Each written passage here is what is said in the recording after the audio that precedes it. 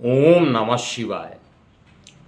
मैं हूं एस्ट्रोलॉजर के एम सिन्हा और मैं अपने इस यूट्यूब चैनल पर आप सभी का हार्दिक स्वागत करता हूं। देखिए, सबसे पहले तो आदित्य मिशन पर जो भविष्यवाणी की गई थी, जिसमें लैग्रेंजेस पॉइंट को डिफाइन किया गया था एस्ट्रोफिजिक्स की सहायता से, और लैग्रेंजेस पॉइंट आपको बताया गया था, पूरा डिटेल एनालिसिस करके पुराने वीडियो में बताया गया था कि उस पॉइंट तक सूर्ययान पहुंचेगा, आदित्य L1 मिशन जो है वहां तक पहुंचेगा। और इसमें L1 का मतलब लैग्रेंजेस पॉइंट 1 के बारे में बताया था। और इससे पहले चंद्रयान पर भी भविष्यवाणी की गई थी कि चंद्रयान सफलतापूर्वक लॉन्च होगा। इसरो की सफलता लगातार, क्योंकि अगर आपको याद होगा लोकसभा 2019 के जिस दिन रिजल्ट आए थे, उस समय शपथ समारोह की कुंडली देखकर मैंने ये बोला था कि आने वाला जो समय है वो एक के बाद एक उपलब्धियां टेक्निकल क्षेत्र में भारत आगे बढ़ेगा। पहले कैश यूज़ ज़्यादा होता था, अब आज के डेट में देखिए यूपीआई या डिजिटल पेमेंट जो है वो कितनी तेज़ी से बढ़ा है। इसी तरीके से टेक्नोलॉजी के क्षेत्र में अगर देखा जाए तो जो भी इसरो ने, इंडियन स्पेस रिसर्च ऑर्गेनाइजेशन ने जिस तरीके का प्रयास किया है और उसको सफलतापूर्वक लॉन्च किया है, ये भी एक बड़ी बात है। लेकिन आज के हम इस वीडियो में केवल ये बताना चाहते हैं कि लोकसभा चुनाव 2024 में अब बहुत कुछ ही दिन बचे हुए हैं। उससे पहले कुछ ऐसी भविष्यवाणियां मैं यहाँ पर दे रहा हूँ जो लोकसभा चुनाव से पहले होकर रहेगा। तो समय ना वेस्ट करते हुए सीधी बात करते हैं कि कौन कौन सी वो भविष्यवाणी है जो लोकसभा चुनाव 2024 के प्रारंभ होने से पहले होकर रहना है। और आप अपनी प्रतिक्रिया कमेंट सेक्शन में लिखिएगा। जो नए दर्शक हैं वो चैनल को सब्सक्राइब कर लीजिए और बेल आइकन को प्रेस कर दीजिएगा। और बाकी लोगों को तो पता होगा कि मैंने ये बोला था कि लोकसभा चुनाव जो है उसमें एनडीए की सरकार पुनः बनेगी, और 3.0 के बारे में भी प्रेडिक्शन पहले ही इस चैनल पर दिया जा चुका था। अब हम बात कर रहे हैं वो कौन कौन सी घटनाएं हैं जो लोकसभा चुनाव के पहले होने वाली है। देखिए, सबसे पहले इसके लिए मेदिनी एस्ट्रोलॉजी का यूज़ किया गया है, और इसमें जिस डेट में राहुल गांधी द्वारा जो यात्रा प्रारंभ की जा रही है, न्याय यात्रा जो प्रारंभ की जा रही है, पहले तो वो भारत जोड़ने का प्रयास कर रहे थे और भारत को जोड़ते जोड़ते अपनी पार्टी को हरा बैठे। तो पहले मेरा तो रिक्वेस्ट है, कांग्रेस जोड़ो यात्रा उनको करना चाहिए, लेकिन ठीक है, वो कांग्रेस तो नहीं जोड़ पा रहे हैं, लेकिन न्याय देने के लिए अब आगे बढ़ना चाह रहे हैं।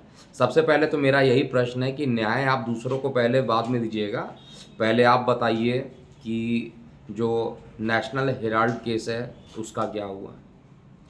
नेशनल हेराल्ड केस में जिस तरीके से तलवार इनके ऊपर ऑलरेडी लगी हुई है, तो न्याय का क्या मतलब होता है? न्याय का मतलब होता है लोगों को आप न्याय देने के लिए आगे चल रहे हैं, लेकिन खुद भी तो आपका जो दामन है ऑलरेडी कहा जाए तो न्याय के लिए आप भी अभी, मतलब कांग्रेस पार्टी पूरे तरीके से घिरी हुई है। तो न्याय यात्रा पर आप निकल रहे हैं और काफ़ी लंबे टाइम तक चलेंगे, लेकिन न्याय यात्रा के बाद भी पहली भविष्यवाणी है, कांग्रेस की जो सीटें रहेंगी वो मार्जिनल रूप से थोड़ी बढ़नी है। वो ऑलरेडी मैं पहले आप लोगों को बता चुका हूँ।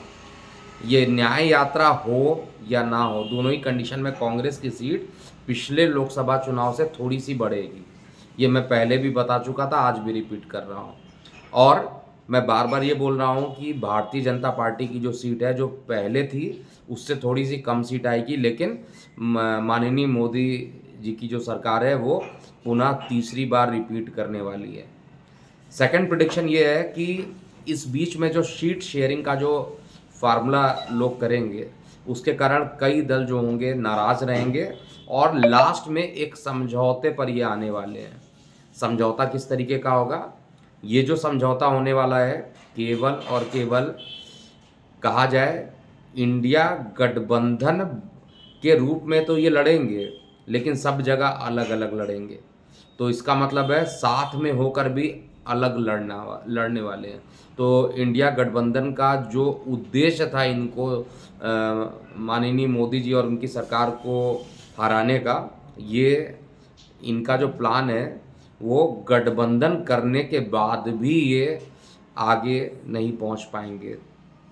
तीसरी बात, कई राज्यों में आप देखिएगा कि लोकसभा चुनाव से पहले ही, जैसे मैंने बता चुका हूँ कि कुछ राज्य ऐसे हैं जैसे झारखंड है, इसके अलावा बिहार है, दिल्ली है। हालांकि दिल्ली में मैंने बोला लोकसभा चुनाव के बाद ऐसी घटना होगी, वहाँ पर भी जो केंद्रीय जांच एजेंसी है उसका वो अपने कामयाबी में सफलता उनको मिल जाएगी, और इतनी बार समन भेजा गया और लोग उसको ऐसे नेगलेक्ट कर रहे हैं जैसे उन्होंने कुछ किया ही ना। तो इस बार ऐसा नहीं होगा, और इसके लिए एक ठोस कदम भी चुनाव से पहले ही होगा, और ये सब कुछ चुनाव से पहले होने वाला है। इस वीडियो को सेव करके रखिएगा, और बाकी चीज़ें देखिए तो राजनीतिक रूप से जो माहौल है वो उत्तर भारत में तो चेंज होगा, साथ में उत्तर पूर्व और दक्षिण क्षेत्र में भी बहुत सारी गतिविधियां चेंज होते हुए आपको दिखाई देगी। अगली जो प्रिडिक्शन है ममता बनर्जी और पश्चिम बंगाल को लेकर है। देखिए वहाँ पर ममता बनर्जी ने ऑलरेडी बोला है कि किसी भी दूसरे पार्टी को, जैसे कांग्रेस के लिए केवल 2 सीट वो देना चाह रही हैं शेयरिंग में। उनका कहना है कि उनकी सरकार वहाँ पर ज़्यादा स्ट्रांग है, इसलिए वो कांग्रेस को ज़्यादा सीट नहीं दे सकती वहाँ पर। तो यही चीज़ तो समाजवादी पार्टी के अखिलेश यादव भी बोल रहे हैं कि उनकी पार्टी यूपी में स्ट्रांग है और इसलिए वो ज़्यादा सीट कांग्रेस या अन्य दलों को नहीं देंगे। तो ये जो समझौता है ये होना ही नहीं है। ये जो समझौता है ये कहा जाए तो इंडिया गठबंधन का जो मेन उद्देश्य जो इन्होंने बनाया है, ये खुद ही उस पर एक जगह पर टिके नहीं रह पाएंगे, और सीट बंटवारे के लिए इतना कॉम्प्रोमाइज़ करना पड़ेगा कि ये गठबंधन होने के बाद भी ऐसा लगेगा कि इससे कोई फ़र्क नहीं पड़ रहा है। ऐसा मैं क्यों बोल रहा हूँ? देखिए अगर मैं इसको एक्सप्लेन करने लगूँ मेदिनी ज्योतिष से, क्योंकि आप लोगों को कई बार बता चुका हूँ कुंडली में जो चौथा भाव होता है वो जनता का भाव होता है। इसके अलावा जो दशम भाव होता है वहाँ से केंद्र सरकार या वर्तमान के जो पहले तो राजा महाराजा होते थे, तो वहाँ का नेतृत्व किस तरीके से चलता है उसको निकाला जाता है। 7वें घर से पार्टनर्स के बारे में निकाला जाता है, और जो गुप्त शत्रु है वो 6वें भाव से ही निकाला जाता है। तो एक प्रकार से कहा जाए तो वर्तमान राज्य सरकार, वर्तमान केंद्र सरकार के लिए जो 6वां घर है वो एक प्रकार से कहा जाए तो गुप्त शत्रु का ही काम करेगा, और वो पोजीशन बहुत ज़्यादा स्ट्रांग नहीं है। वृषभ लगन की कुंडली बनती है भारत की, और ओवरऑल जो कंडीशन बनता है वो बहुत बढ़िया नहीं यहाँ पर बनता है। इसलिए पूरा डिस्क्रिप्शन पार्ट ना देकर केवल पॉइंट टू पॉइंट बताया हूँ, और जैसे ही लोकसभा चुनाव प्रारंभ होगा आप इसमें ज़रूर कुछ चीज़ें चेक कीजिएगा। इसके बाद मैं आपको एक और चीज़ बताना चाहता हूँ। बहुत सारे लोग जो भविष्य मालिका को लेकर कहे थे कि 2024 में चुनाव ही नहीं होंगे, अब उनकी भविष्यवाणी क्या उनसे ज़रूर पूछिएगा। लेकिन एक चीज़ तो मैं श्योर हूँ कि भविष्यमालिका गलत नहीं हो सकती है। भविष्यमालिका का जो इंटरप्रिटेशन किया जा रहा है, जिस तरीके से उसको वर्णित किया जा रहा है, ये कॉमर्शलाइज कर दिया गया है। कुछ लोगों ने बुक लिखा है और बुक को सेल करने के लिए ऐसी ऐसी भविष्यवाणी दे रहे हैं। कुछ लोग डरा कर व्यूअर सब्सक्राइबर को बढ़ाने के लिए ऐसी भविष्यवाणी कर रहे हैं, लेकिन उसका जो सही रूप है उसको समझने के लिए बहुत टाइम देने की आवश्यकता होगी, क्योंकि सामान्य कोडिंग नहीं है।